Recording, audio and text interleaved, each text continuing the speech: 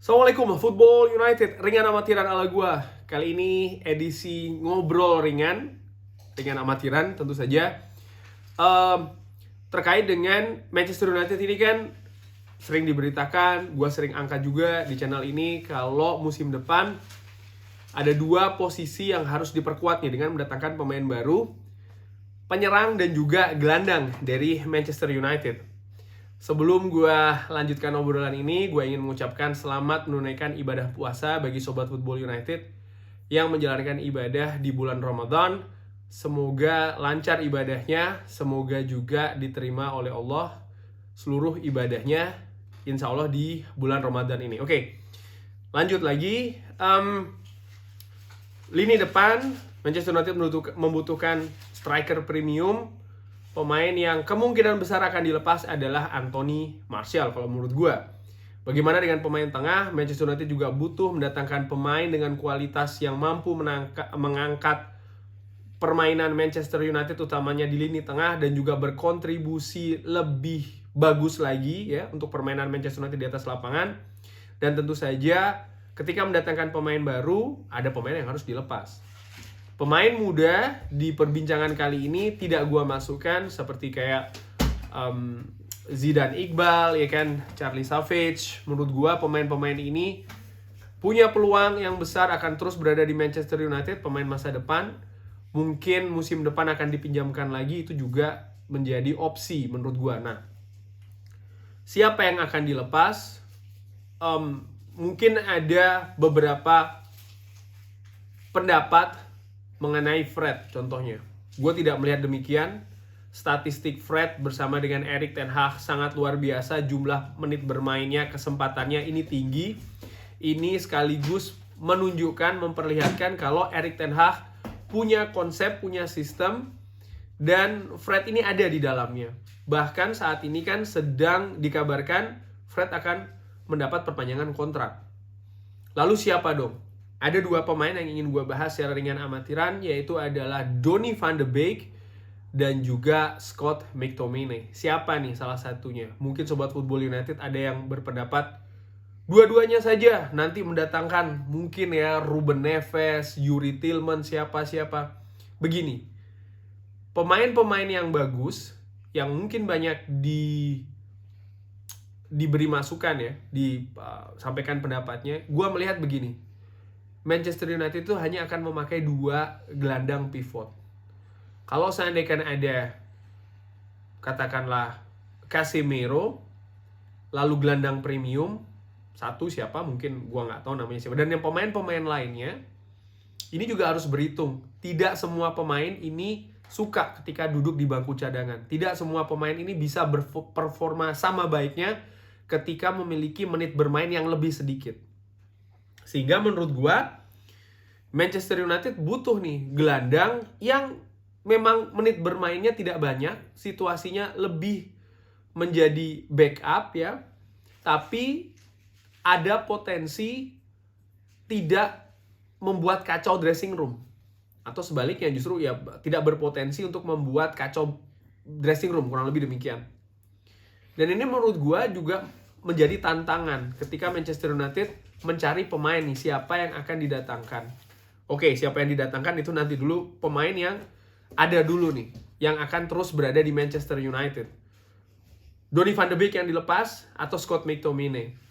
Kenapa hanya salah satu? Karena menurut gua sebenarnya begini, dua pemain ini sama-sama punya kontribusi yang bagus ketika mereka tidak dimainkan sering-sering nih. Menit bermainnya ketika tidak tinggi, gue tidak melihat ada masalah di sana.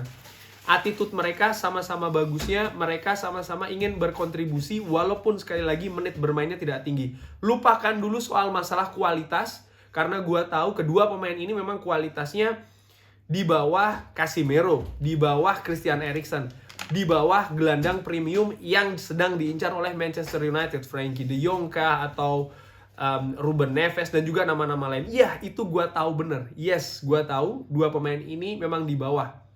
Tapi kita butuh juga sosok-sosok lain di dressing room yang mereka tidak buat kacau ketika mereka jarang bermain. Mereka selalu siap sedia, mereka siap fight, mereka berusaha untuk bermain di kapasitas tertinggi, memberikan 100%. ketika mereka diturunkan. Ini juga merupakan elemen penting loh di sebuah tim. Tidak melulu pemain yang siap, kualitasnya bagus semuanya. Menurut gua itu hanya, menurut gua ya, bisa tersedia di game. Kalau di kenyataan mungkin agak sulit karena pemain-pemain premium mereka juga ingin untuk terus bermain, memiliki menit bermain yang tinggi, dan tidak mudah ketika pemain-pemain ini harus sering atau beberapa kali lah katakanlah duduk di bangku cadangan. Ini sering sekali tidak mudah dan sering juga berujung konflik ya. Artinya situasi dressing room tidak bagus. But anyway, dua pemain ini siapa yang harus dijual?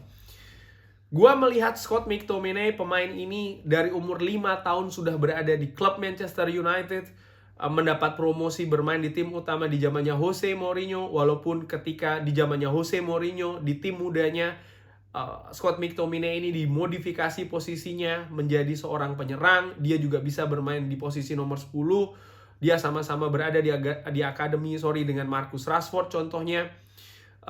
Dan perjalanan karir dengan Manchester United juga luar biasa. Sudah ada 200 pertandingan lebih Scott McTominay dengan Manchester United. Dan gue sepakat memang apa yang ditunjukkan oleh Scott McTominay di beberapa pertandingan terakhir kualitasnya ada gap jika dibandingkan dengan Casemiro. Tapi jangan lupa di awal musim sebelum ada Casemiro dia sempat menunjukkan permainan yang bagus menurut gua. Tapi tentu saja bahkan ada sempat perdebatan atau diskusi siapa nih yang harus dimainkan, apakah Casemiro ataupun Scott McTominay. Gua ingat benar di awal-awal musim di awal kedatangan Casemiro ada nih pendapat-pendapat demikian. Walaupun pada saat itu gua tetap firm, gua yakin Casemiro yang akan mendapatkan tempat inti, dan memang betul akhirnya Casemiro yang akan mendapatkan tempat inti. Nah, balik lagi, gua juga melihat dia sering absen di beberapa kesempatan karena cedera. Namun dia dikaitkan dengan Newcastle di beberapa berita terakhir ini. Bahkan juga dengan West Ham sebelumnya. Artinya apa? Artinya ya tim sekelas Newcastle yang sedang membangun ini juga melihat ada potensi dari seorang Scott McTominay. Dari situ gue melihat mungkin pemain ini ada potensi. Dan yang gue suka dari Scott McTominay, sekali lagi bukan soal teknik skill. Gue sadar betul beberapa musim belakangan berserta dengan Fred nggak bisa ngangkat permainan Manchester United. Tapi bagaimana dia selalu fight. Dia ada unsur eksplosif di sana. Berduel tidak takut. Dan lihat saja eksplosif, maksud gue gol-gol yang diciptakan oleh Scott McTominay banyak berasal dari bola-bola tendangan jarak jauh ya. Yang ya cracking goal istilahnya demikian. Dan menurut gue ini salah satu bentuk eksplosivitas dari seorang Scott McTominay. Peran dia juga di tim nasional Skotlandia yang bisa bermain di beberapa posisi. Menurut gue ini salah satu poin plus dari seorang Scott McTominay.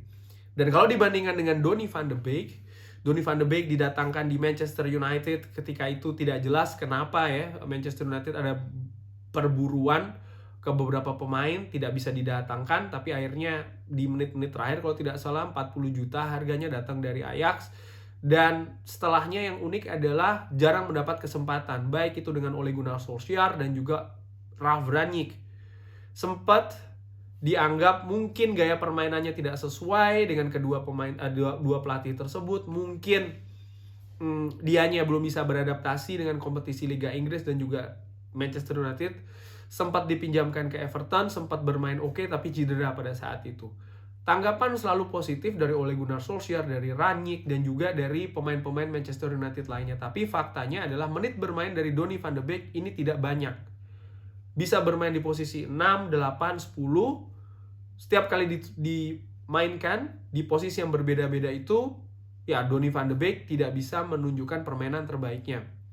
Ketika Erik ten Hag datang ke Manchester United sempat ada harapan. Karena mereka sempat bekerja sama di Ajax Amsterdam ketika Donny van de Beek menjadi pilar utama, kontribusinya juga cukup bagus pada saat itu.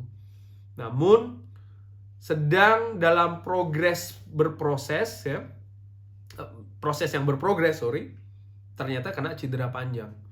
Dan ini melengkapi mungkin ketidakberuntungan Donny van de Beek di Manchester United. Dia juga harus merelakan spotnya, tempatnya di tim nasional Belanda karena minimnya menit bermain bersama dengan klubnya saat ini adalah Manchester United. Bagaimana gue melihat dua pemain ini? Siapa yang harus dilepas? Jujur aja gue lebih melihat Donny van de Beek. Beberapa musim di Manchester United di Liga Inggris, di dua tim berbeda, Manchester United dan juga Everton, cedera tentu saja itu adalah masalah utama dari Donny van de Beek. Lalu juga adaptasi ke permainan yang menurut gue tidak kunjung membaik. Waktu yang diberikan menurut gue juga sudah cukup panjang, cukup lama, sehingga mungkin ya harus selesai dengan Manchester United. Gue suka attitude Donny van de Beek yang positif, tidak banyak memberikan masalah ya, dia selalu berusaha untuk menjadi profesional yang baik. Tapi kalau harus melepas salah satu, gue lebih memilih untuk Donny van de Beek dan lebih memberikan satu spot ke Scott McTominay, pemain yang juga besar bersama dengan Manchester United, yang tidak memberikan masalah juga ketika dia harus sering absen di atas lapangan, duduk di bangku cadangan, bermain sebagai backup, dan selalu berusaha untuk tampil 100%. Sekali lagi, gue paham banyak juga pendapat yang mengatakan kenapa tidak dua-duanya aja dilepas dengan mendatangkan 2 gelandang premium lainnya. Tapi gue tidak sepakat dengan hal tersebut, karena gelandang premium juga butuh menit bermain yang tinggi, dan tim ataupun klub juga butuh pemain yang punya kesempatan bermain yang memang tidak banyak, memiliki peran dan posisi juga memiliki peran yang tidak besar di tim, tapi ketika dimainkan dia bisa memberikan yang terbaik ya, yang dia bisa 100% di atas lapangan, mencoba untuk hal tersebut, juga tidak membuat masalah ketika jarang bermain, dan gue melihat itu ada dalam sosok Scott McTominay. Jadi kesimpulannya, ngobrolingan kali ini, kalau harus melepas salah satunya, gue lebih memilih Donny van de Beek. Bagaimana menurut Sobat Football United? Siapa yang harus dilepas, Scott McTominay ataupun Donny van de Beek? Gak usah kemana-mana ya, hanya 2 pemain ini seandainya harus dilepas siapa, drop di kolom komen. Terima kasih sudah menyaksikan, jangan lupa like, subscribe. Wassalamualaikum warahmatullahi wabarakatuh. Thank you.